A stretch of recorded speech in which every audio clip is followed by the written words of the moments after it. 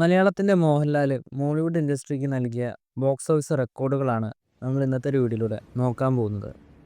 ദൃശ്യം 2013 ദൃശ്യം സിനിമ തിയേറ്ററുകളിലേക്ക് എത്തിയത്. പിന്നീട് സിനിമ തിയേറ്ററിൽ വൻ കളക്ഷൻ നേടി ആദ്യ 50 കോടി ക്ലബിൽ ഇടം നേടുന്ന മലയാളം ചിത്രമായിട്ട് മാറി.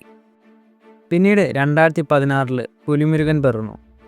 പുലിമുരുകൻ അങ്ങനെ മലയാളത്തിൻ്റെ ആദ്യ 100 കോടി ക്ലബിൽ ഇടം നേടുന്ന ചിത്രമായിട്ട് മാറി.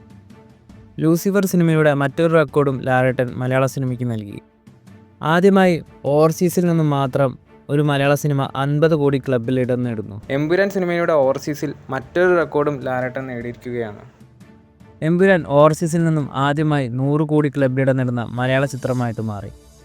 ഇനിയും എമ്പുരാനിലൂടെ പല റെക്കോർഡുകളും ലാലേട്ടൻ ഇടും. എമ്പുരാൻ പോലെ പ്രതീക്ഷയുള്ള പല സിനിമകളും ഇനി ലാലേട്ടൻ്റെതായിട്ട് വരാനുമുണ്ട്. എന്തായാലും ഒരു കാര്യം ഉറപ്പിക്കാം, മലയാള സിനിമ കണ്ട ഏറ്റവും വലിയ ക്രൗഡ് പുള്ളർ ലാലേട്ടൻ തന്നെയാണ്.